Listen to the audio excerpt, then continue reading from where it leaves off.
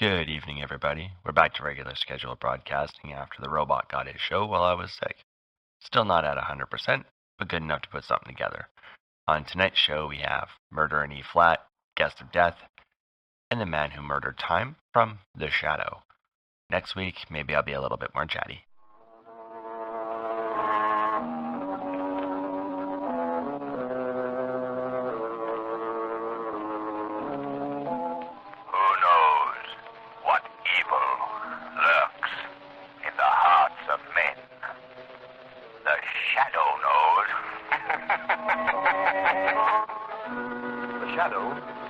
Character who devotes his life to righting wrongs, protecting the innocent, and punishing the guilty is in reality Lamont Cranston, wealthy young man about town, student of science, and master of other people's minds. Using advanced methods that may ultimately become available to all law enforcement agencies, Cranston is known to criminals and evildoers as the Shadow. Never seen, only heard, as haunting to superstitious minds as a ghost. As inevitable as a guilty conscience. Cranston's friend and companion, the lovely Margot Lane, is the only person who knows to whom the unseen voice belongs. Today's story, Murder in E-flat.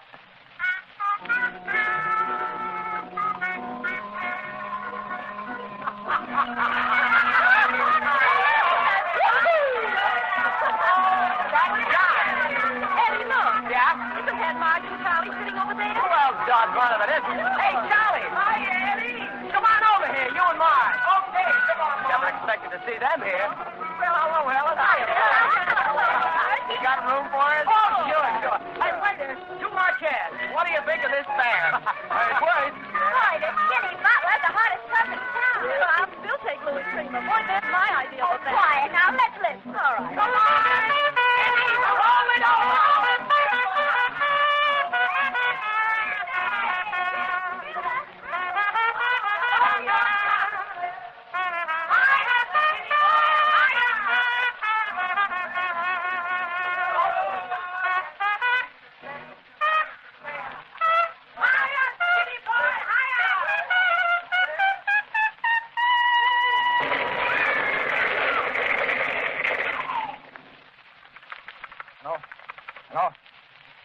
Yeah, Chief. I thought it was cut off. Yeah, that's the place. That new swing joint on 50th Street. Had a jitterbug.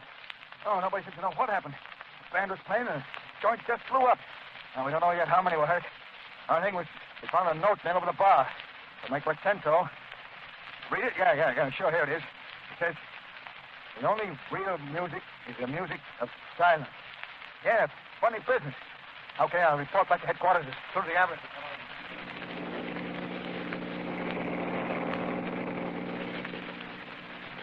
Go on, Henry. Pass that car in front. But, my dear, I can't without crossing that white line, and besides... Oh, now, then make him pull over. Oh, Henry, blow your horn. But you're not supposed to blow your horn in the city, my dear. You know that. The Anti-Noise Committee says I don't care what the Anti-Noise Committee says. Blow your horn and make that fellow get over. Just as you say, my dear.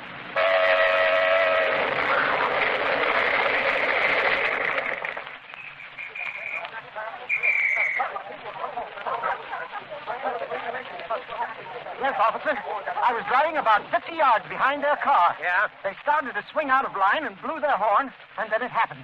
This awful explosion. I tell you, I've never in all my... note. Where'd you get this note? After the explosion, I noticed it lying in the front seat beside me. Somebody must have thrown it in through the window. What do you suppose it means, officer? Let's look at it again. Let this be a warning to you. Auto horns are playthings of the devil. Silence. What does it mean, officer?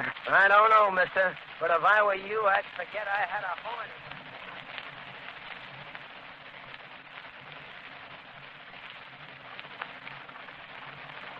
You know, Margot, there's something very peculiar about these bombings.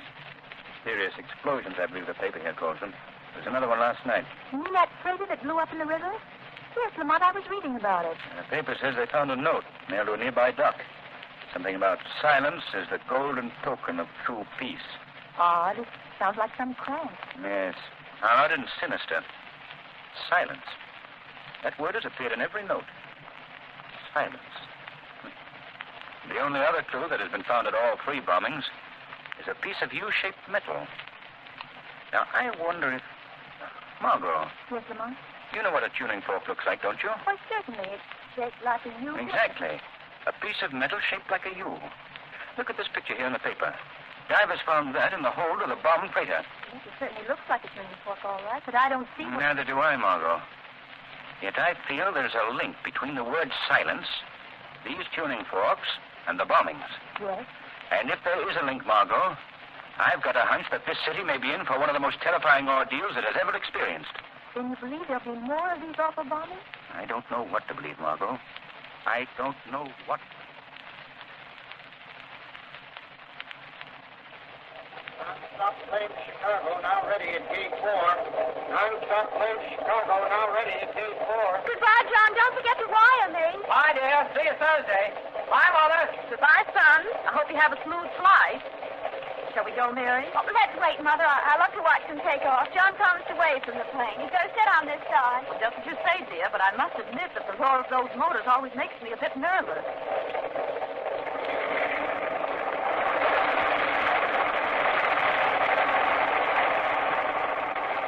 There he is, Mother. There's John. Bye, John. Bye. Extra. Read all about the latest mystery bombing. Note warning silence found at Central Airport. Extra.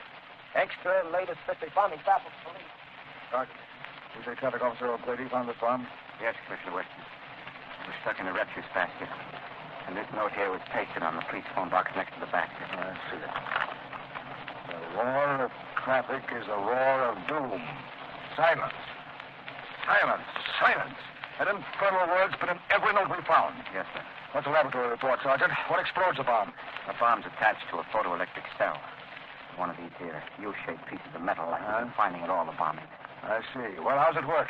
Well, it's sort of like this, Commissioner. The laboratory says that this U-shaped piece of metal is a tuning fork, an E-flat tuning fork. Yes? Well, this here tuning fork is placed so that when the sound of E-flat vibrates, it breaks the light beam of the photoelectric cell that's attached to the bomb. And when the light beam is broken, the circuit's closed, the bomb goes off. I think I see what you mean. Just like your body breaks a light beam and opens the doors of somebody's new hotel. Yes, sir, yes. That's the idea. There were sounds reported just before each of those bombings. The sound of that trumpet, that auto horn, and that foghorn on that freighter, and the noise of those airplane motors. Yes, sir. They could have done it all right. Whoever thought that one up is dumb, like Einstein. But I still don't get these notes, these warnings about silence. There must be some reason why... Hello, Commissioner Weston speaking. Hello, Commissioner.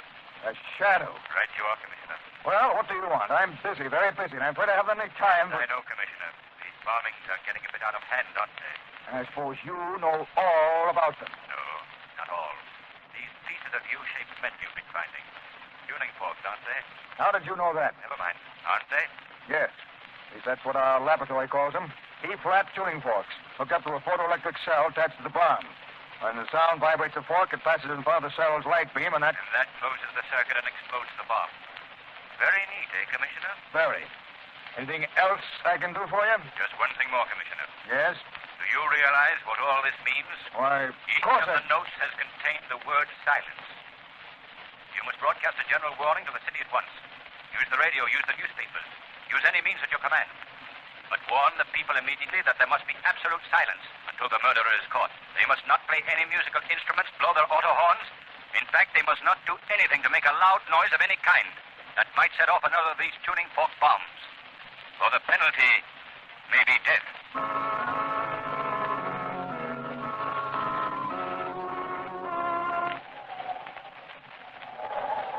It was right here they found one of the bombs.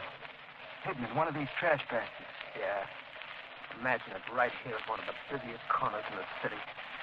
I tell you, it's enough to give you the creeps. Certainly is. Look up the avenue there. Here it is the middle of the day and not a car in sight.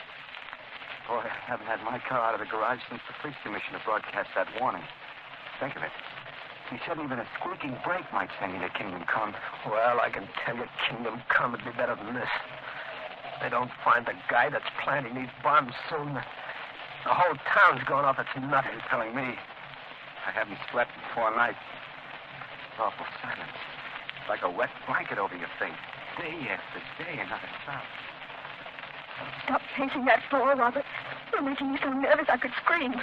You nervous? That's good. How about me? I tell you, I can't stand the silence much longer. I tell you, I can't stand... Quiet, Robert. Remember Commissioner Weston's warning. No one knows where the bombs are planted.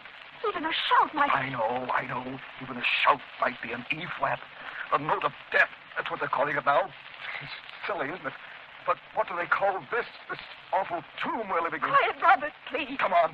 We're going to get out of this town. Start packing. We're leaving on the first train. I don't know where we're going, but we're going anyway. Any luck, Margot? No, Lamont. You? None. Commissioner Weston has already checked all the music stores, but I still feel he might have overlooked one. Several of the stores I checked had sold tuning forks recently, but only one was an E-flat. And that was purchased by the Board of Education. Beginning to look hopeless, isn't it, Lamont? Not yet, Margot. Not until we've checked every music store in the city. Now, here's the list of stores. We'll separate again. You take these I've marked on the list now. Visit the others. Yes, Lamont. We must hurry, Margot. Every minute moves us closer to the next explosion. Ghastly, isn't it? All morning as I walked these deserted streets, I felt like I was moving through some city of the dead. Yes, it's like a plague. A plague of silence. But we must be on our way, Margot. It's not a moment to lose. I'll meet you at the Andrews Music Store. The first store we visited this morning. Yes, I know the one. I'll see you there. Oh, sir, we haven't sold an E-flat tuning fork in months. Is there anything else, sir? No, miss. We're wholesale, you see. We only sell to music schools and such. Even they don't buy tuning forks very often. What's that, mister? Tuning forks? No, we just handle sheet music, radios, and records. Maybe you'd like some sheet music. And what can I do for you, miss? Nothing, thank you. I'm just waiting for someone, if you don't mind. Oh, no, not at all. By the way, weren't you in here this morning? Yes, I was. Yes, I remember you now.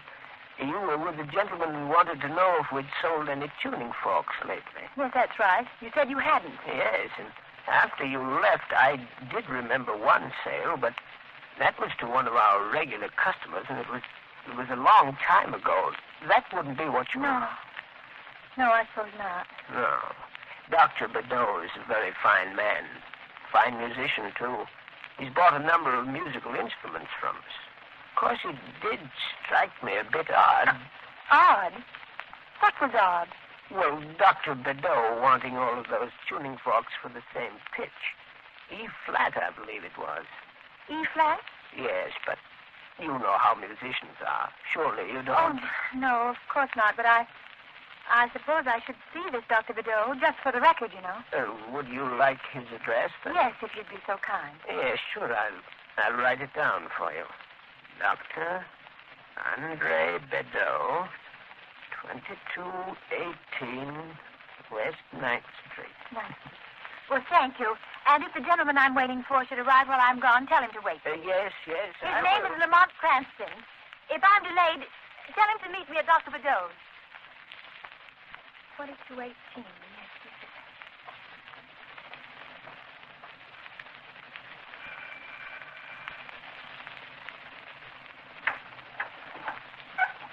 Yes? Dr. Bedeau? Yes, that is right. Dr. Bedeau, Doctor of Music, Bachelor of Arts. And you, my dear? My name is Margot Lane, Doctor. I'm a voice student. Oh, musician. And so beautiful. Do come in. Thank you. This is my studio. Oh, it's charming. You teach here? No. I seldom teach, my dear. I'm composer. Great composer. Though I'm afraid that is still my own little secret. But then you wouldn't have time for a simple student like myself. No. On the contrary, my dear. It has always been my special pleasure to encourage real talent, especially a beautiful talent. Yes. Mm-hmm. Yes, well, that's very nice, but I'm not awfully talented, Monsieur Bedeau. I don't really believe you'd be interested. Oh, but I have already decided I would be interested. Most interested. But first, you are just in time for a treat. A rare treat. Well, I'm afraid I must go now. I just remembered an appointment. You should remember that before you interrupted my work. Now that you are here, you shall remain on until it is my pleasure to dismiss you. You can't do that. Quiet. Sit down. There. I did not ask you to disturb me. But now that you are here, you shall share a secret with me. You like secrets, no? Most young women like secrets but can't keep them. I rather think you shall keep this one, my dear. Shadow. Yeah, what is that? What did you say? What? Oh, you are wasting your breath, my dear. Really you are. The studio is soundproof. Completely soundproof. And now for my secret. You see this beautiful electric organ? Yes. Yes, of course, This but I... electric organ shall reveal my secret. My greatest composition. I shall play it for you now on this beautiful organ. Oh, pardon me just a moment, my dear. The door seems to have blown open. Yeah. Turn of the lock will guard us against such interruption. Don't lock that door. You hear me? Let me out of here. Quiet! Really, you don't seem to realize what a great honor I am disposed to bestow on you. For you shall be my first and the last to hear my greatest composition. My Symphony of Silence in E flat. No! Do I frighten you, my child? I'm so sorry. But you are my uninvited guest, aren't you? My only guest. The lighting is quite poor for shadows, my dear. There are no shadows in my studio. Oh, one thing more. Before I play my symphony for you, you see the black box on that pedestal there? Answer me, do you? Yes. Yes, I see it. That box is my invention. It is a bomb, the same as others I have placed about the city. And it shall permit you and me to die. You see, my dear, into the final climax of my symphony, I have written the final climax of life itself. Yeah, but enough of this program notes. Yeah, let us begin the performance. Yeah. Listen, my dear. Listen to the pale beauty of the whole tone. Truly a feast, isn't it? A feast for just the two of us. 3, Dr. Bedeau. 3 of us. Shadow, they told you where I was. 3. Yes, I remember now. Very clever of us, wasn't it, Bedeau? And another we planted behind the timer's bell in the sports armory. Oh, but of course. How stupid of me to And the forget. 3rd in the Grand Terminal. 3 noisy places, without a doubt. Yeah, but noisy no longer. The city is as silent as a tomb. And so long as it remains silent, so too will the bombs. Yeah, but now my symphony reaches its climax. My work is finished. Listen to the compelling beauty of the finale. Hear those whole tones marching up. Yes! It is the work of a master. I, Bedeau, the greatest of them all. And now the final suspension. And the final retribution. The finality of my symphony in silence. In E flat!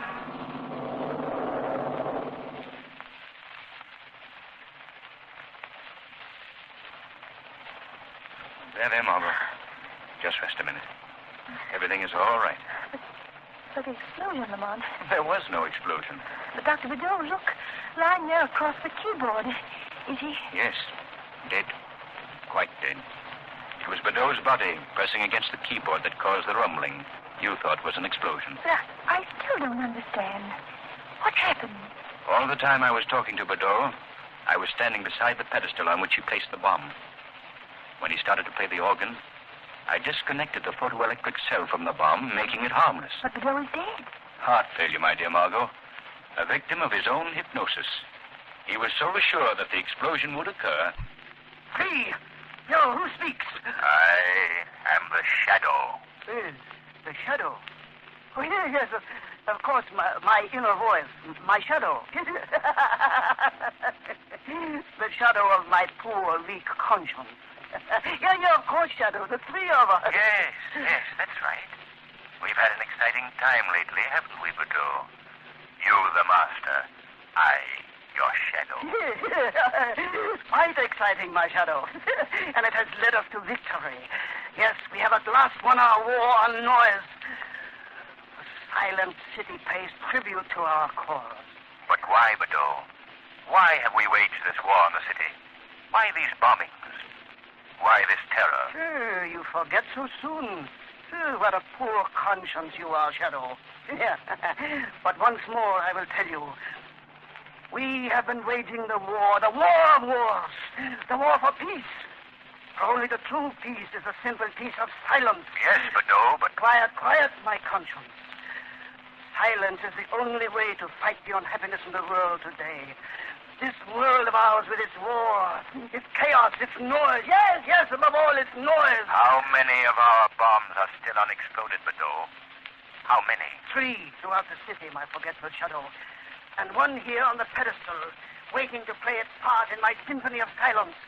Waiting for me to play E flat. But the 3 in the city, Bedeau, where did we leave them? Oh, what a poor conscience you are, Shadow. One's conscience should not forget so often. Yeah, but I will forgive you. Don't you remember the one we left in the elevator shaft of the state building? Yes. That it did. In his distorted mind. Oh, thank heaven it's all over. Yes, the symphony of silence is over. The terror is ended. Once more the city can return to its normal life. Once more its people are safe to work and play, laugh and cry. Free from the terror that has nearly driven them mad. Yes, and once more man has learned that there is only one musician who can play the cosmic music of silence and sound. The master musician of them all. The composer of life itself. Let no man tempt you into crime. For crime is like a strangling serpent. It crushes him who feeds it most. Beware lest the serpent of crime ensnare you in his folds. Remember, crime does not pay. The shadow knows.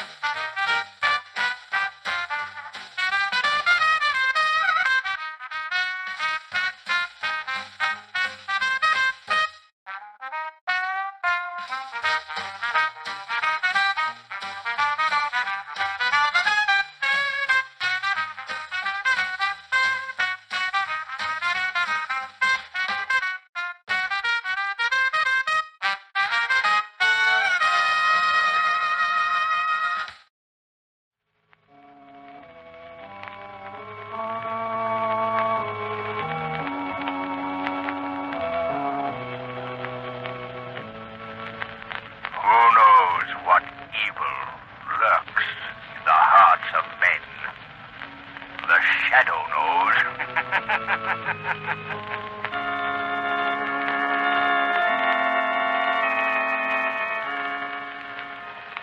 local blue coal dealer presents The Shadow. These half-hour dramatizations are designed to forcibly demonstrate to old and young alike that crime does not pay. Today, at the close of our Shadow adventure, we have a distinguished guest whom we are very anxious to present to our audience. Our guest is a very charming young lady who spends her time preventing crime. I know you will all be interested to hear what she has to say, so be sure to listen. Before today's exciting adventure with the Shadow, a word with you homeowners. Wouldn't you welcome steadier, more healthful heat throughout your home this winter? Wouldn't you like to put a stop to colds in your family brought on by on and off variations of heat? Then be sure to order blue coal next time you need a supply of fuel. It's America's finest anthracite. Your family will enjoy blue coal's dependable, even warmth. You will welcome its greater health protection and all-around economy. Ask for blue coal by name. It's the solid fuel for solid comfort.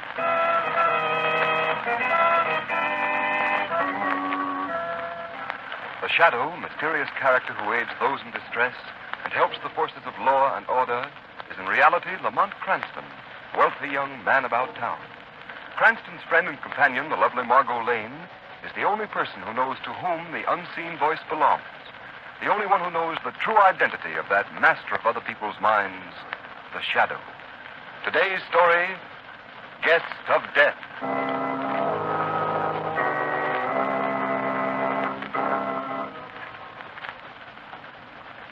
Guard, this is certainly a tremendous prison, isn't it? I had no idea it was so big. And this is your first visit here? Yes, Mr. Kesey. I'm in town on a convention. Here, one of the boys gave me the pass to the prison. I was afraid he might be playing a joke on me. It might be a fake. Oh, the pass is quite good, quite good. Entitled you to a complete tour of the prison. Boy, well, this will be something to tell the folks back home. Oh, excuse me, guard. Do you mind if I ask you a question? Not at all. What is it? That little gray building down there across the courtyard. What is that? That's the death house. Oh. Well, I don't suppose you take visitors in there, too, do you? Oh, yes, certainly. You want to see it, of course. Well, Mr. Kesey, well, I guess it would be a thrill. Thrill? Yes, it would be the greatest thrill you've ever experienced.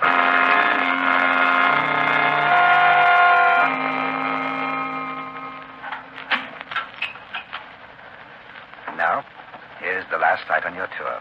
Step right in, please. Thank you. What place is this, Mr. Kesey? The building you saw across the courtyard, the death house. Oh, I see. Oh, don't be afraid. Step right in. Oh, thank you. There you see. It's not an unpleasant room at all, is it? Well, not in appearance, no. But, Mr. Kesey, when you start to think of the men that have died here, well... Oh, nonsense. Death is nothing to fear. There's a majesty and nobility about it that makes people's revulsion stupid. Those benches there are the observers' seats. Uh-huh. The pre-execution cells are just beyond that door. And this, as you see, is the electric chair. Yeah. Say, it's quite warm in here, isn't it? I suppose a bit. This panel here is where the executioner stands. He holds his hand on the switch, and at a signal from the warden, he throws it in, like this. Oh, now, don't be alarmed. Shouldn't we leave now? First, of course, you'll want to sit in the chair? But no, I hadn't thought of anything like that at all. Oh, my. You're a timid soul. Why, this is an experience you'll never have again. Here, let me help you. Just sit right down. Well, if it's the customary thing, why... Of course, there you are. You see, nothing to it at all, is there? Imagine. Men have died just like this. Yes, men have died. Just like that. Here, I'll show you how it feels to be strapped in. Well, I can imagine how. There, the chest strap across here. You've drawn that a bit tight, Mr. Kesey. That took the wind out of me. That's the way it goes. Now, the right arm strap, like that. And the left. Oh, this thing certainly hugs a man close, doesn't it? Yes. It's a powerful embrace. Now we'll strap the left leg and the right leg. Like this. Now, there you are. Ready for the most noble and majestic experience of all. God. What do you mean? Death. No! No! Keep away from that! Don't!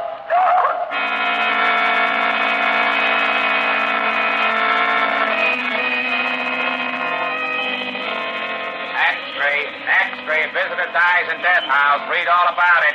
Visitor dies in death house. X-ray, visitor dies in death house. Read all about it.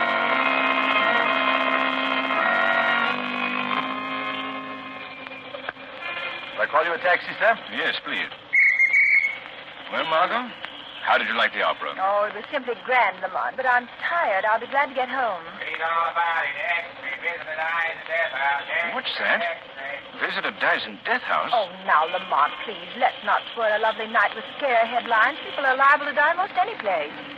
Your cab, sir? Read all about it. Visitor dies A boy! in death house. A boy! Our cab's waiting, Lamont. Just a moment, Margot. I have reason for wanting to know the story back of that headline. Paper, sir? Yes, son. There you are. Oh, thank you, sir. Read all about it. X-ray. All right, Margot. Sorry to keep you waiting. That's all right.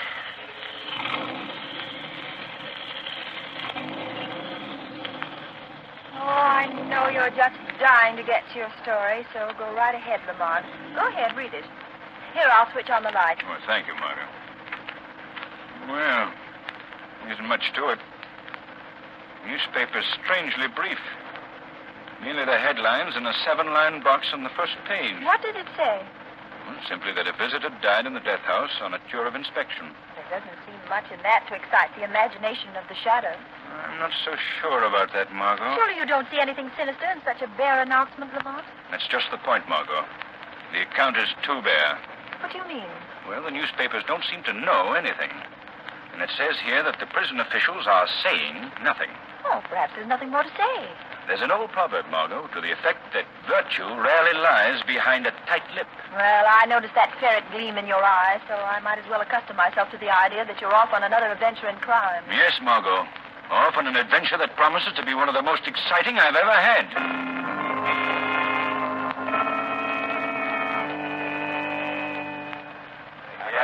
What they going to do about it?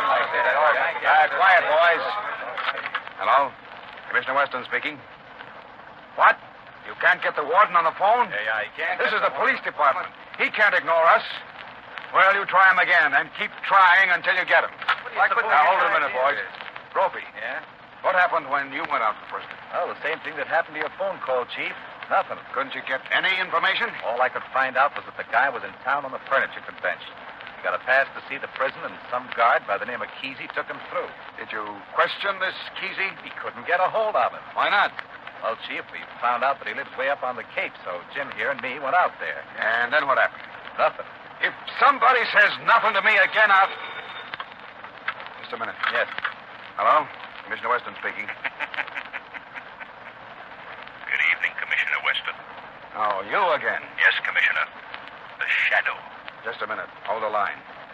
You men wait outside. I'll call you if I need you. Okay, Commissioner. We'll be right out. All right, Shadow. Go ahead. What's on your mind? I called to find out what you know about the death of that visitor out of the prison. I don't know a thing, and I can't find out anything. The prison officials don't seem inclined to cooperate at all. Did you know, Commissioner, that a short time ago another visitor died in the death house? What? Another visitor? Yes. The first visitor's death passed almost unnoticed.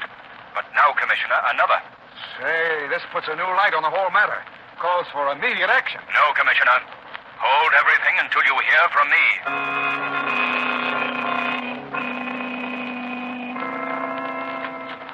Oh, hello, Margot. Come in. Don't take your hat off. We're leaving right away. I just get to your house, and then we have to leave. What's all the haste about? We're driving up to the prison. Oh, Lamont, don't tell me you're still thinking of that visitor's death. Thinking of it. Margot, I've discovered some things that make me feel I've got a big job on my hands. For one thing, I've discovered that another visitor died in that same death house.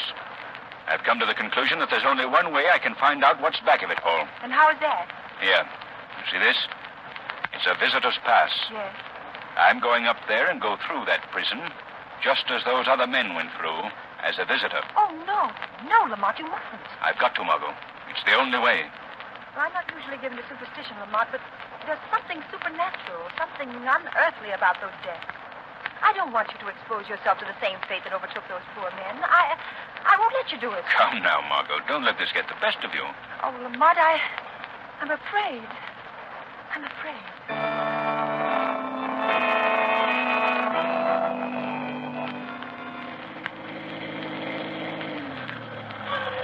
This is all right, Margot. Park the car right here. Now, that's the entrance to the prison down there at the bottom of the hill.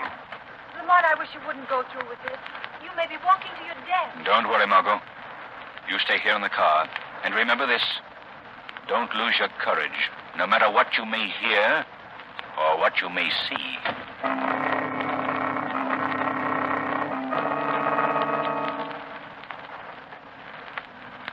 Hello, Kesey.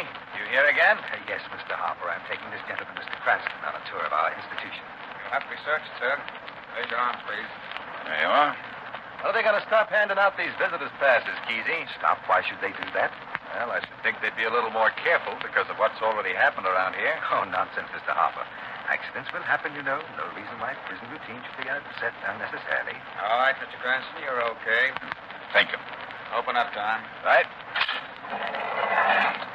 Okay, Kesey, the place is yours. Thank you. Come right along, sir. Don't forget, Kesey. Bring him back alive.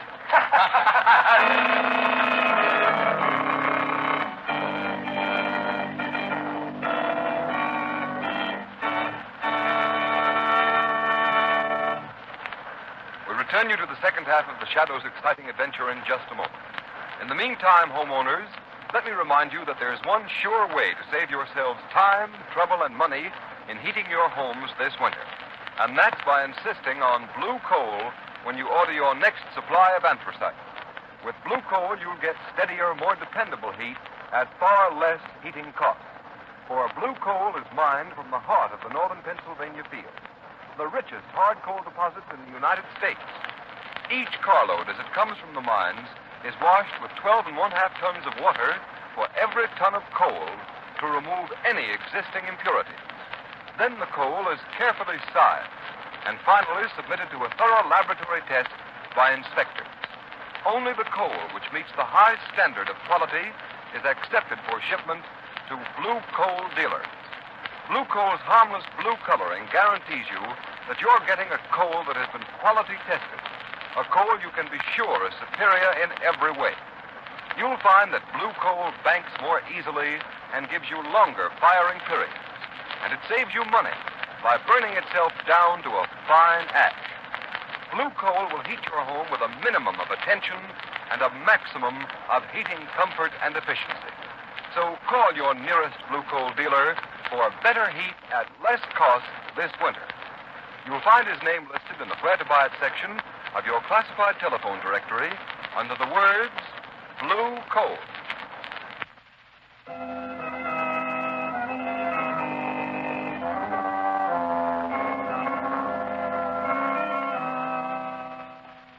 So, this is the death house, eh, Kesey? Yes, Mr. Cranston. The end of your prison tour.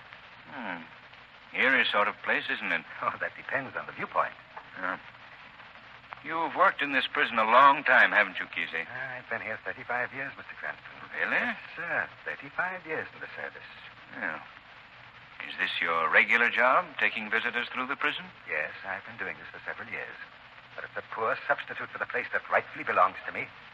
The place that rightfully belongs to you? What do you mean by that? Nothing. Nothing at all. I shouldn't even have mentioned it. Come now, this has nothing to do with your tour of the prison. Oh, I'm sorry. I didn't mean to pry into your affairs. Oh, now pay no attention to what I've said. I'm a bit out of sorts today, nervous, I guess. Yes, I understand. I suppose I'd be nervous, too, if I did the things you've done. The things I've done, Mr. Cranston? What do you mean by that? Oh, nothing, Kesey. I'm just thinking of how I'd be affected by 35 years spent in a place like this. That's all. It does play on a body's nerves. But a single visit can affect the nerves even more than 35 years. I'm afraid I don't understand. Oh, not now, perhaps. But you will. Oh, yes, you will. Well, it's been a very interesting tour, and I'm much obliged to you.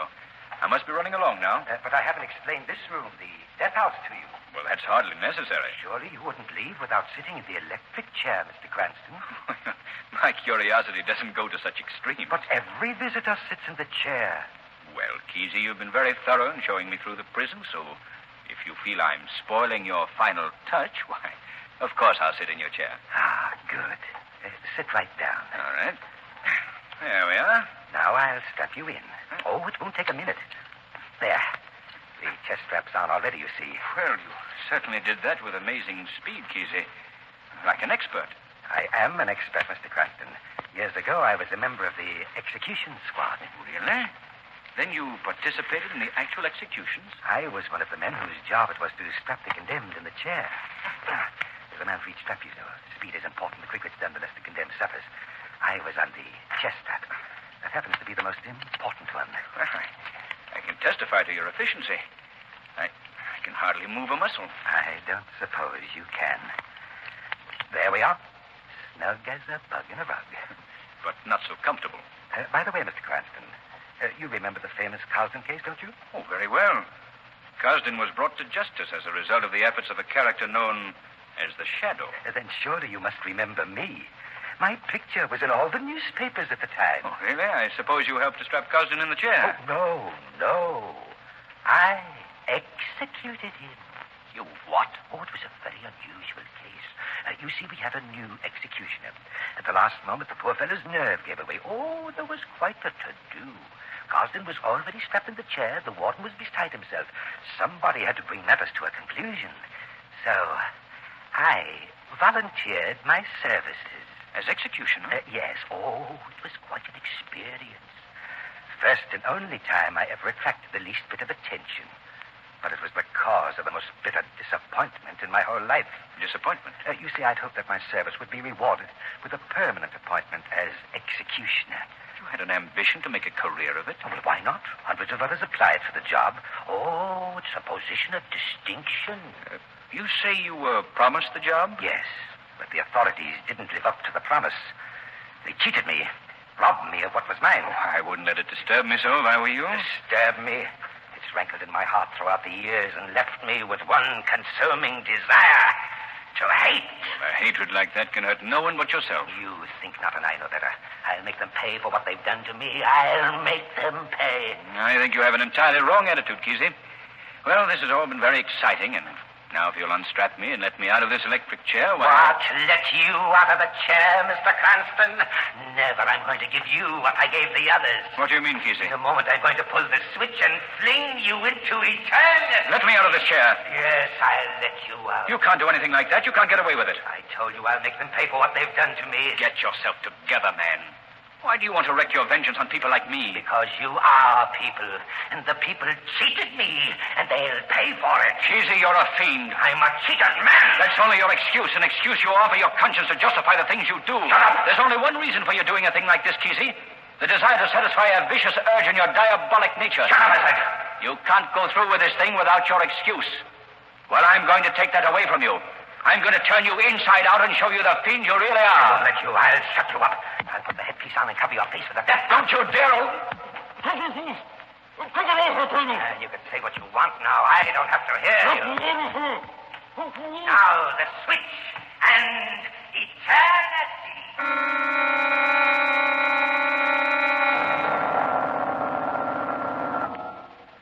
You wanted to get out of the chair. Very well. I'll take you out now, Mr. Cranston. I've killed him. He's dead.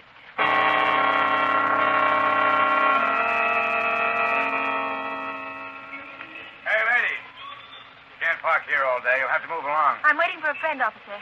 Don't you know you're not allowed to park within 500 feet of a prison? But my friend should be along any minute now. Where is he? He's in the prison. He's a visitor. Visitor. Did you say he's a visitor? Yes. What's the matter, officer? Why do you stand there like that? Tell me what's the matter. Officer! Oh, Lamont.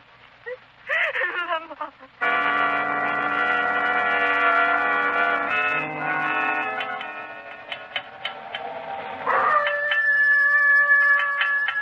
Can't figure out why people have their water pumps outside the house. so's they'll freeze. Oh, here you are, Mr. Kesey. I don't expect this water pump will give you any more trouble. Leastwise, not tonight. You've done a good job, Mort. Sorry I had to get you up on a night like this. Tain't no pleasure plodding up that there sand road any night. Say, what's the matter with that hound dog of yourn? Doing a powerful lot of howling tonight, ain't he? Yes, quite a lot. They say hounds howl like that when somebody dies. Dies? Yes, I've heard that said. Chimney crickets. It's enough to make a body's skin creep. You don't suppose he sees something, do you?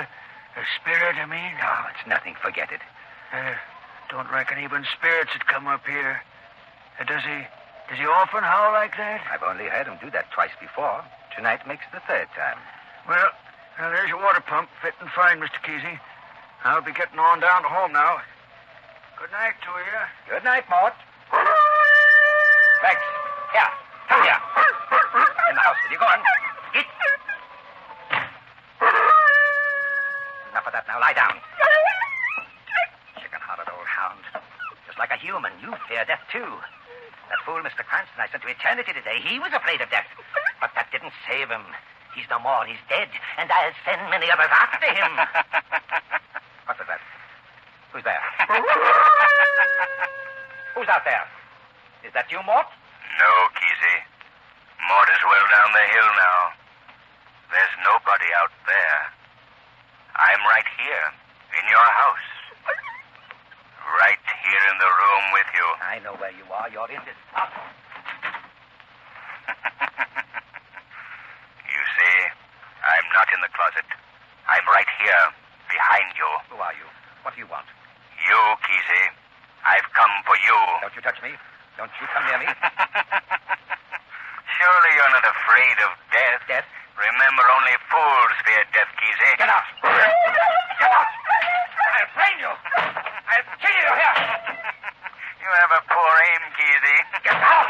Get out. You see, it's useless, Kesey. You can't destroy what you can't see. Why have you come here? To end your criminal career. I've committed no crime. I'm going to make you confess to the murder of those innocent visitors at the prison. I don't know what you're talking You about. cannot lie to me. I know. You killed those men in cold blood. That's a lie. I'll admit you're clever. You did your job with fiendish genius. But you're at the end of your rope, Kesey. The only hope left for you is to confess and clear your soul. Oh, no, I'll admit nothing. Leave me alone. I won't confess. Oh, yes, you will. I'm not through with you yet. Look, Kesey. In this corner of the room. Right here. That's it. Now watch carefully. And you'll see someone you met not many hours ago. Look, Kesey. Look. Cranston. There. Now you see standing before you the man you strapped in the chair a few hours ago. Go away. Go away. You're dead. You're dead. Confess, Kesey. I killed you. You're dead. Confess. I won't. Go away. Confess. Wait. Confess. All right. I did it. I killed him. But I'll never be taken alive. Never.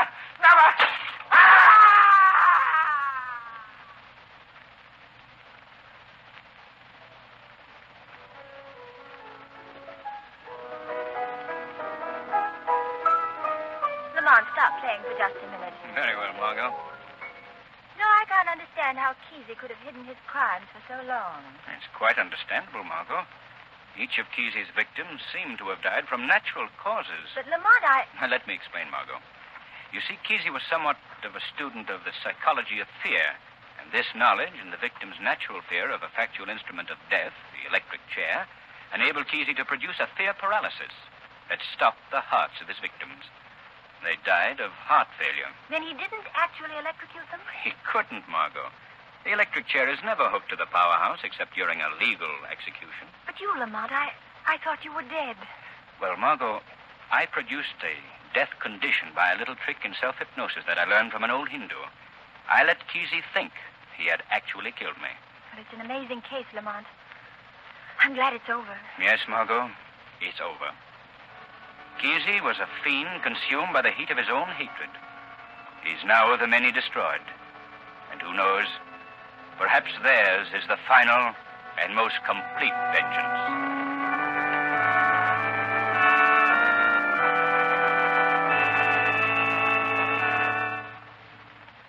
In a moment, we shall present to you our charming guest of the afternoon. But first, here's John Barclay, Blue Coal's heating expert, with an important message. Thanks, Ken Roberts. Friends, I'm not going to do the usual thing and remind you just how many days are left before Christmas. But I do want you to know that a blue coal heat regulator is one present a man can give that he and everyone in his family will certainly appreciate this year and in the years to come. A blue coal heat regulator is the thermostat which automatically controls your furnace dampers. It enables your family to keep the entire house at just the temperature they wish, day and night, by simply raising or lowering the thermostat control.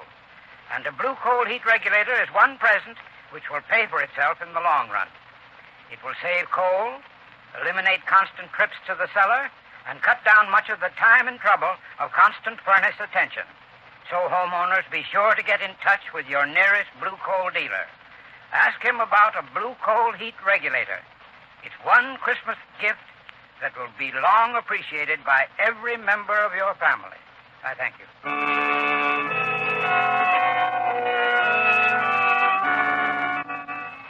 Ladies and gentlemen, the sponsors of The Shadow are extremely happy to introduce to you a young lady who devotes her time to the problems of New York City's maladjusted families, from which so often spring undesirable citizens and lawbreakers.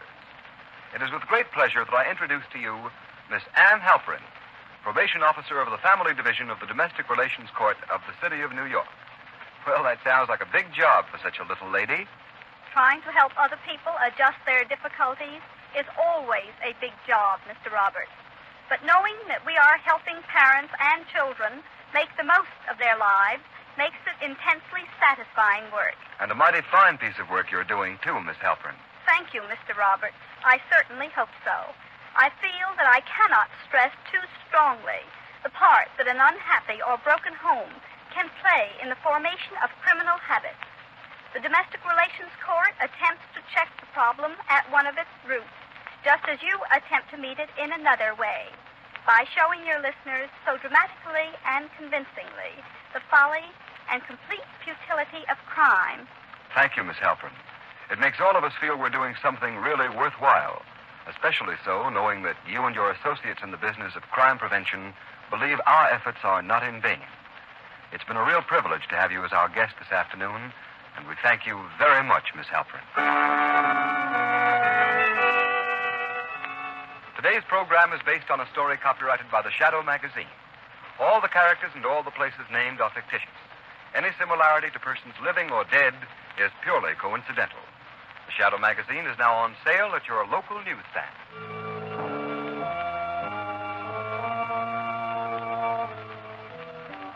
The weed of crime bears bitter fruit. Crime does not pay. The Shadow knows. Next week, same time, same station, Blue Coal, America's finest anthracite, will again present another thrilling adventure of The Shadow. Be sure to listen and be sure to burn Blue Coal.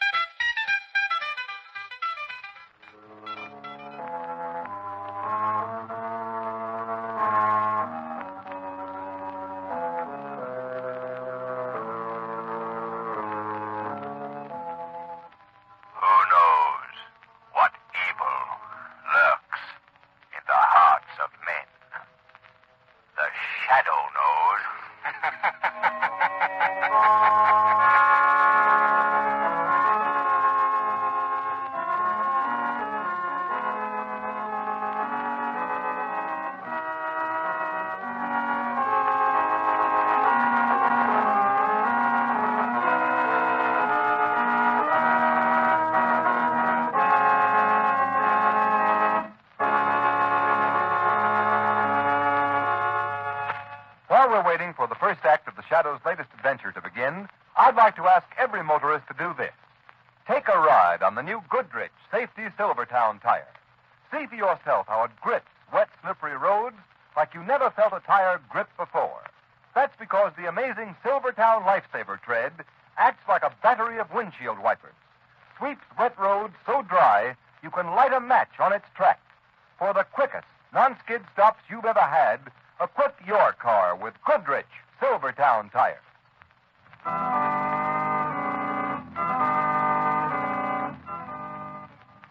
The Shadow, mysterious character who aids those in distress and helps the forces of law and order, is in reality Lamont Cranston, wealthy young man about town. Cranston's friend and companion, the lovely Margot Lane, is the only person who knows to whom the unseen voice belongs. The only one who knows the true identity of that master of other people's minds, the Shadow. Today's story, The Man Who Murdered Time.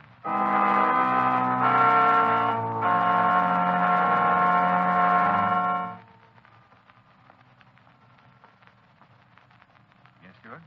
Mr. Cranston, on behalf of all the employees of the club, I wish to thank you for your generous New Year's gift to the personnel. It's quite all right, Stuart. Happy New Year. The same to you, sir. And may I thank you, too, Mr. Hughes, for your gift. You're very welcome, Stuart. Happy New Year. Happy New Year, too. I wish I could have made it more, Cranston, but it hasn't been a terribly good year for me. Well, I'm sorry to hear it, Hughes. Oh, by the way, how is Mrs. Hughes feeling these days? Poorly. Well, the doctors at the sanitarium say she may pull out of it next year. That's why I'm looking forward to the New Year so eagerly. Well, Hughes, if there's anything I can do in the way of financial assistance... Thanks, old man, but it won't be necessary. I expect to be out of debt very shortly. Business improving? No, a trust fund is coming due in 2 weeks. Inheritance from my Uncle Matthew, you know. Well, I'm delighted to hear it, Hughes. It's 4 o'clock. Well, only 8 hours to a brand new year and new hope for all of us. Amen to that. You're coming to my New Year's Eve party tonight, aren't you? Oh, I meant to tell you, Cranston. I'll be late. I got a call this morning from a second cousin of mine. Wants me to come to see him this evening. Brilliant scientist, but I suspect he's losing his mind. Oh? Know what he claims to have invented? A time machine.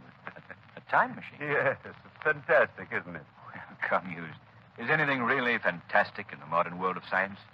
30 years ago, the notion that a human voice could circle the Earth without the aid of wires would have been called not only fantastic, but impossible.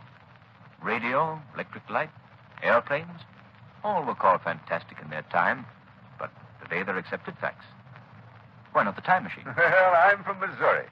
Anyway, I'm really going to see my cousin, not because of his alleged invention, but, well, because he's dying. Oh, that's too bad. Yes, the poor chap's got an incurable heart condition. He told me his doctors don't give him more than a few days to live. Well, I've got to be off. We'll see you tonight, then, Hughes. Only a miracle will keep me away, Cranston. A miracle like the time machine.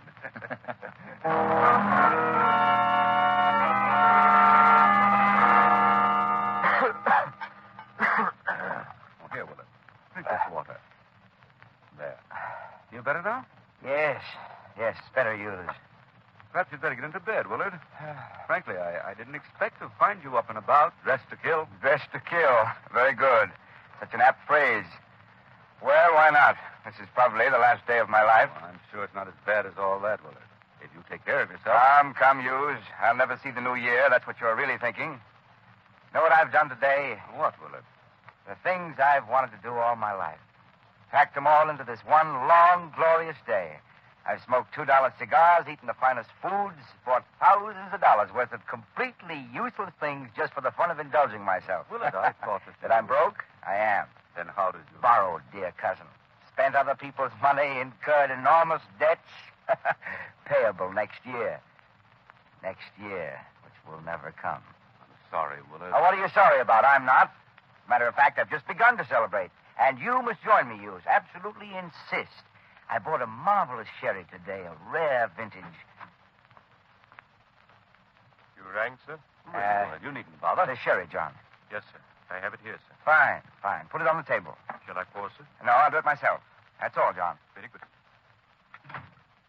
Here you are, Hughes. Drink hearty. Thank you. How do you like it? Nectar. Ambrosia, huh? It has a peculiar flavor, hasn't it? Oh, it'll grow on you. Finish it, Hughes. Drink To my last day on Earth. Oh, no, Willard, not to that. To my last day on Earth. And yours, my dear cousin. My last day? Hughes, I told you that today I meant to satisfy every ambition I ever had. Well, I've left for the last my greatest ambition of all. To kill you. To kill me? Why, you're joking. Think so, Hughes? But why? What have I ever done to you? What haven't you done to me? You've been a bone in my throat ever since we were boys together. I believe you're really If it serious. hadn't been for you, I'd have been Uncle Matthew's fair-haired boy, his favorite, his pet. He would have raised me in luxury instead of you. You quarreled with him. You were He would have left me his money, not you, you Judas. You had everything while I starved, scraped, suffered. I've brooded over that, my fine cousin, a whole lifetime. And now, this wonderful day, this last day of the year, I'm going to kill you. I'm going to kill you not once, but 1,000 times. You see that machine in the corner? I see, Willard. Calm down. That's my time machine. Your time machine, yes. I remember your saying. Do you know what this machine can do? It can prevent the future from happening. The future from happening? Oh, now, look, Willard, look. Let me call your physician. Don't be a fool. I'm as sane as you are. That's a scientific machine, not a madman's toy. Do you know how it works? No, of course not. I'll explain it in simple terms. Hughes, what is time? Why, time is... Time is like a railroad track. A straight railroad track, Hughes. And the world is a train running along that track. On the track behind us lies yesterday, December 30th. Today, we're traveling along that section of track we call December 31st. And at midnight tonight, the train, you, I, the whole universe, is scheduled to plunge straight ahead into January 1st of the new year. You follow me so far, Hughes? Yes? What has this to do with your so-called time machine? Just this. By using a revolutionary principle of physics, my own discovery, my machine bends the straight track of time, curves it, so that the time track forms a perfect circle. You fool, it's a scientific fact. I've done it. Oh, mad, I say, mad. Listen to me, Hughes. At midnight tonight, when I turn on the switch, time will instantly be curved back on itself, so that instead of continuing into January 1st, we'll go back 24 hours. We'll live December 31st over again and again and again like a phonograph needle caught in a groove. Do you believe that this day will never end, that you can make December 31st repeat itself forever? Laugh, you fool. You won't laugh long. Today, I've been especially careful to make it the fullest, happiest day of my life because I'm going to live this wonderful day forever. I'll catch time in that groove and hold it there. The future will never come. I'll never have to pay my debts. Despite my bad heart, I'll never die. I'll have to be as insane as you to believe that. Would you like a demonstration? Playing the farce out to the end, are you? Well, go ahead. Demonstrate. That's the proper scientific spirit, Hughes. I'll set the machine to affect merely this house and ourselves. What incident of the last half hour do you want me to make repeat itself? Choose. Oh, the butler and the sheriff. John and the sherry, eh? Very good. And I want you to bear in mind that just as time will be repeated here in this room for the next few moments, so can I repeat time throughout the whole world, not once, but again and again. Now, let me adjust my machine. There. Now to close the circuit.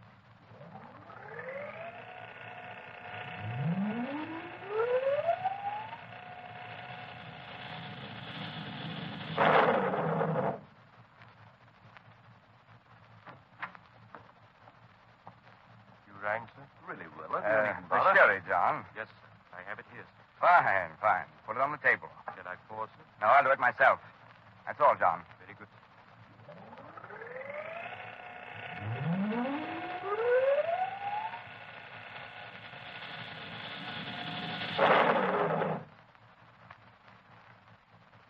There.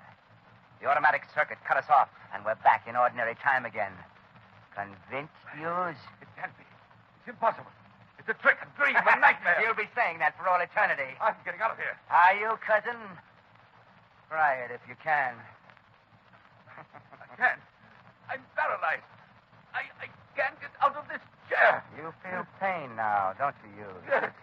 Yes, horrible pain. You shouldn't have drunk the sherry, Hughes. Your glass contained the slow poison, you see. No! No, help! Help! There's an antidote on the table. You see that little green bottle here is just beyond the reach of your fingers? Isn't it ironic? If you could only move your arm 5 inches. Try. Oh, you can't. Dear me, how very, very sad. All you can do is look at the antidote while you die in agony. Please, will it help me? Help me! I don't want to die. Just a little while now, cousin, a little while. It's almost midnight. You'll die just before midnight. And then I'll turn on my machine. Set it to affect the whole world forever, and time all over the world will snap back 24 hours. Everybody in the world will live December 31st over again and again, forever and ever. You too, you. No. You'll visit me again. Drink the poison cherry again. Die again. Live again. Die again.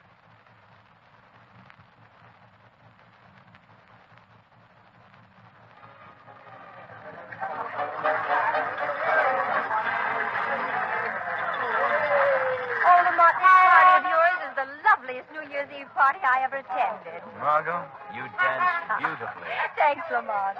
I wonder what's happened to yours. He said he'd be late, but I didn't think... Hold it, everybody! Here comes the new year!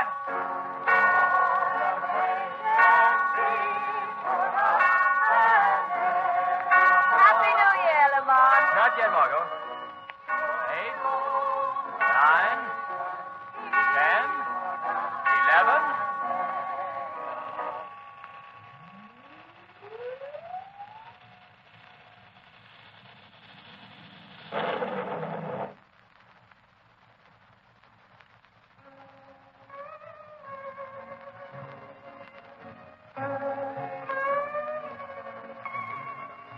Why, Lamont, where are we? I'm still in your arms dancing with you, but it's not the party, the New Year's Eve party in your apartment. How could that be? I don't know, Margot. What was that awful crash? I don't know. But look around you, Margot. We're dancing in the Honolulu Club. But we were dancing in the Honolulu Club right here last night. Last night at midnight. I mean, 24 hours ago. Oh, I don't know what I mean. Keep dancing with me, Margot. I've got to figure this out. Seems like a dream, and yet... That's it, Lamont. It's a dream. I dreamed through the whole day, December 31st, right up to midnight. Then that crash. And I woke up here in the Honolulu Club. Margot, it wasn't a dream, I tell you. Then what was it, Lamont? I don't know. But something's gone wrong, Margot. Something's gone wrong with the whole world. But everything seems all right, Lamont. Margot, hold on to me. Don't let go. Let's walk back to our table. Well, all right, but I don't understand. Keep holding on to me. Margot, do you remember last night, just about this time, as we were dancing, a waiter accidentally dropped a whole tray full of dishes? Why, yes, that's so, Lamont. Lamont, it's happened. He dropped it just as he did last night. Yes. I see it all now, Margot. We actually lived through December 31st. We, everybody, the whole world. But just as the last stroke of midnight came, something happened to time. Time? Yes. Time snapped back 24 hours. Instead of going on to January 1st, the world went back to the first moment of December 31st. But nobody else seems to realize what's happened. Yes, that is strange. Apparently everybody's forgotten that they lived through the last day of the year. Why do we remember? Margot, I believe that the same power that makes me invisible to others has something to do with this. What do you mean, Lamont? Years ago in India, I was studying with the yogi priests. I developed my powers of concentration, my power of will, to such an extent that apparently this accident of time doesn't affect me. How long I'll be able to fight against it, I don't know. But I haven't your power, Lamont. Why do I remember, too? Margot, because at the instant time flashed back, you happened to be dancing with me. You were in my arms, within the aura of my will, my influence. No. Just so long as you're touching me, you'll remember, too. Oh, Lamont, I can't believe it. I can't. Well, then try it. Let go of me. Go on, let go, Margot. Well, all right. You're right, Lamont. You remember the Higgins, don't you? Margot. Yes, that's the Margot, family. stop. Well, they're very Margot, anxious listen to that me. you and I go south Margot. into this year. What am I saying? What happened? Oh, Lamont, you're holding me again. Margot, the instant you let go of me, you said exactly what you said 24 hours before. When I grabbed you, you snapped back, free of the new time spell. Then it's true. Oh, Lamont, I'm afraid. Don't let go of me. Steady, Margot. Oh, but it's horrible. People will go on living through December 31st to eternity, never knowing, never realizing. Lamont, there'll never be a New Year. You're absolutely right. Unless this can be stopped. But how can anyone stop it? Nothing human could have caused a thing like this to happen. I'm not so sure, Margot. Hughes told me that a cousin of his, a brilliant scientist, claimed to have invented a time machine. That cousin of Hughes may be responsible for what's happened to time. But who is this man? Where does he live? Hughes didn't say. I'll have to find him some way. And when I do, Margot, it'll be as the Shadow. Perhaps the Shadow will be able to switch time back to normal. Bring the new year to a world doomed to live a day which never ends.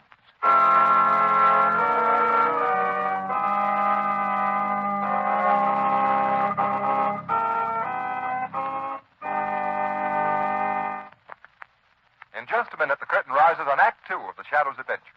Meanwhile, a word to you motorists. Do you slow down passing a school? Do you pass other cars on a hill? Do you come to a full stop at street intersections? The shadow wonders. The terrific toll of deaths and injuries indicates that too many motorists fail to exercise caution, fail to consider the other fellow. Play safe. It pays. And motorists, here's one thing more. If you only realized the importance that safe tires, too, play in safe motoring, you wouldn't hesitate a minute to put the new Goodrich Safety Silvertowns with the Lifesaver tread on your car. For remember, this new Silvertown is much more than a new tire. It's a new kind of tire safety. On the inside, it has the famous blowout protection of the Goodrich Golden Ply. And on the outside, it has the amazing new Lifesaver tread. The tread that sweeps wet roads so dry, you can actually light a match on its track. Yes, sir, that's plenty dry. So it's hardly surprising that Silvertowns will give you the quickest non-skid stops you've ever had.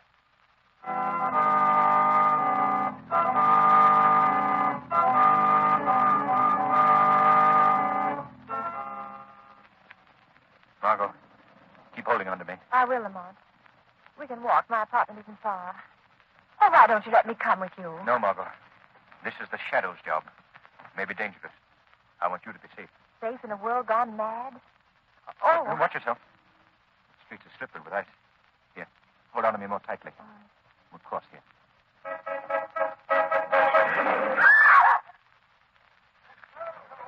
What happened? Hit my cab. Hey, here comes a cop. Somebody call an ambulance. That woman's hurt.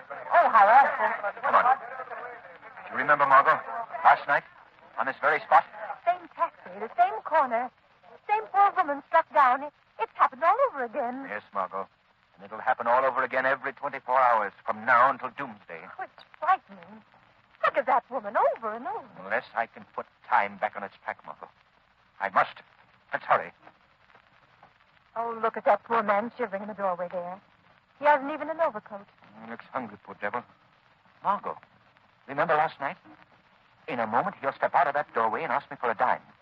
Excuse me, mister. Could you give me a dime for a cup of coffee? I'm so cold, I'm freezing. Oh, thanks. Thanks, mister. There's one thing I'm glad of, Lamont. He doesn't know. He doesn't know he's doomed to shiver and freeze and starve like that forever. And millions like him. Millions of unfortunates shivering and starving all over the world tonight. That machine. I must find that machine. Well, here we are, Margot. Don't bother to take me up. There's so much for you to do. So much, Lamont. The doorman will let me in. It's exactly the same time we got home last night. Good evening, Miss Lane. Bad night, ain't it? Hurry, Lamont. Find Hughes's cousin. Since time's repeating himself. Well, I always say when... Hughes will meet me in the afternoon at my club, just as he met me yesterday. We'll talk as we talk then. Perhaps he'd be able to tell me... Lamont, what's the matter? You're so pale suddenly. It's funny, I felt weak just then. As if my strength of my will were fading away. Could it be that I, too... You mustn't. You've got to be strong. The world needs your strength. Let go of me, Margot. All right. You're draining my power, my strength away. Let go. The wind is very biting, Miss Lane. Yes, it is. Fred, will you take me up to my apartment? Yes, sure, Miss Lane. Go on. Safe upstairs. Goodbye, Margot. Until tomorrow. Tomorrow ever comes.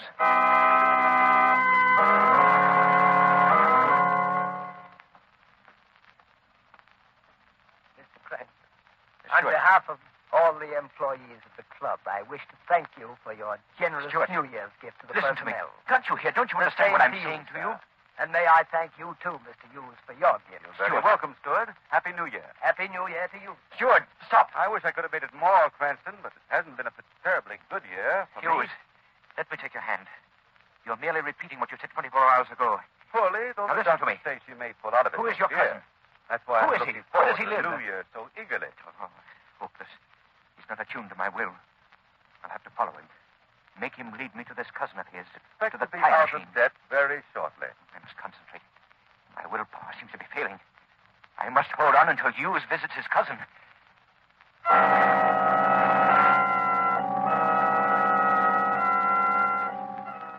Convinced, Hughes? Can't be. It's impossible, Willard. It's a trick, a dream, a nightmare. You'll be saying that for all eternity. I'm getting out of here. Are you, cousin? Try to if you can. I can't. I can't. I'm paralyzed. I can't get out of this chair. Hughes, you can. You're not paralyzed. Now, Yes. don't you? Yes, horrible pain. Hughes, there is no pain. You None. shouldn't have drunk. the Hughes, chair, hear me. Hughes. Your glass contained the slow poison. No, you see. no, help! Help! I have helped you, Hughes. You were not poisoned. I substituted this antidote for the poison in the glass of sherry Willard handed you. You're not poisoned, I tell you. Exert your will, attune it to mine. Try to get out of that chair. Here. Hold me. Hold me. Now try. I've broken the grip of the time spell a little. I made something happen that didn't happen yesterday. You did something just now you didn't do then. You drank the antidote instead of the poison. Try, Hughes. I heard a voice. A voice. But there's no one here. No one but... Try. Try, it said. Chair. Out of chair. I'm standing. I'm free. Free. Thank the Lord. Hughes, can you hear me now? Who are you? Who are you? I see only Willard. I don't think he sees me. I feel someone holding me. Who are you? Never mind who I am, Hughes. Get out of this house at once. Go to the home of your friend, Lamont Cranston. Yes. You are to attend the New Year's Eve party there. Remember? Yes. I seem to remember. Go now, Hughes. You don't need me to hold you now. I will you to go. Yes. A little while now, cousin. A little while. It's almost midnight. You'll die just before midnight. Where am I? Who is that? You feel my power now, Willard. I'm holding you fast. Fast, do you hear? I will. Submit to my will. It dominates you. It snatches you from the field of that evil time spell you cast over the world. I'm powerless in the grip of some invisible force.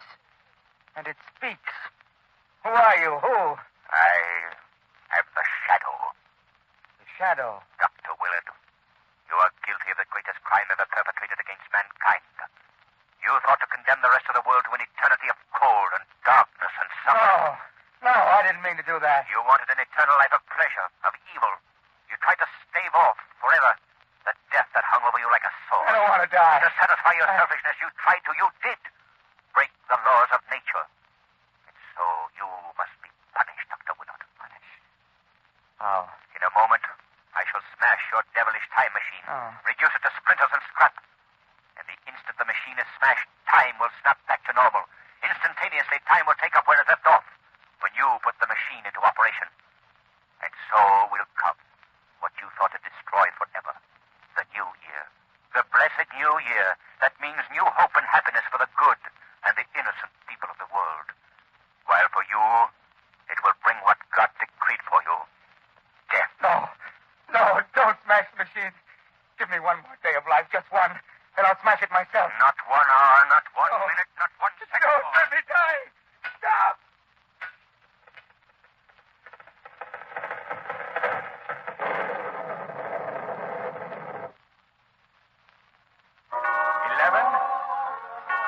It's the new year, Lamont. Yes, Margot. The new year. At last. Why, Hughes. Oh, I'm sorry to be late, Cranston. I don't know what happened to me. I feel as if I just woke up from a bad dream. I found myself running up here. Mr. Hughes, you're ill. No, he's all right, Margot. You are all right, aren't you, Hughes? I guess I am. What time is it? It's just past 12 o'clock, Mr. Hughes. Happy New Year. New Year? Yes. Happy New Year, everybody. Happy New Year, you. Happy New Year. As a matter of fact, Lamont, it seems to me I had a dream, too. The strangest sort of dream. Perhaps you did, Margot.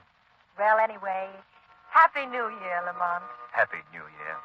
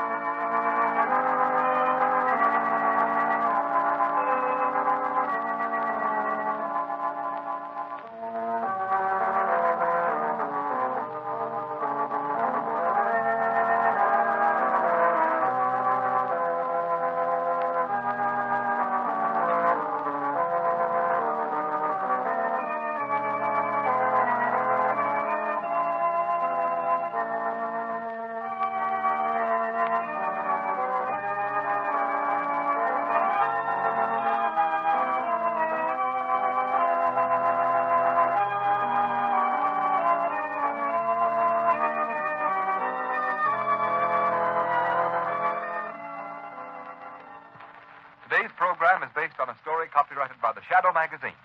All the characters and all the places named are fictitious. Any similarity to persons living or dead is purely coincidental. The Shadow magazine is now on sale at your local newsstand.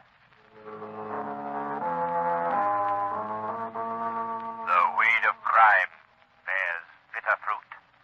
Crime does not pay. The shadow knows.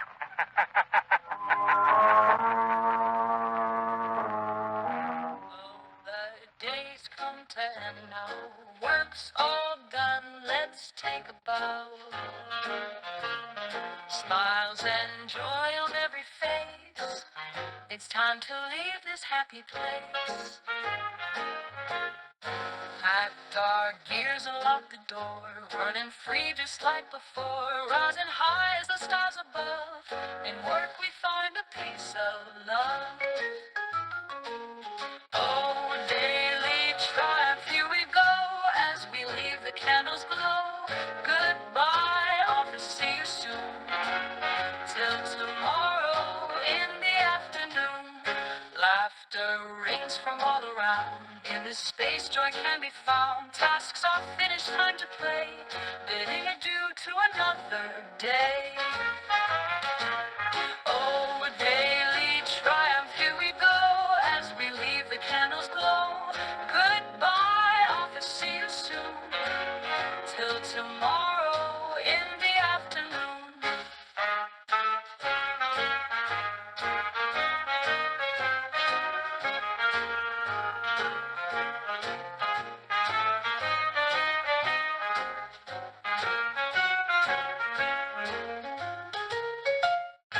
Laughter rings from all around.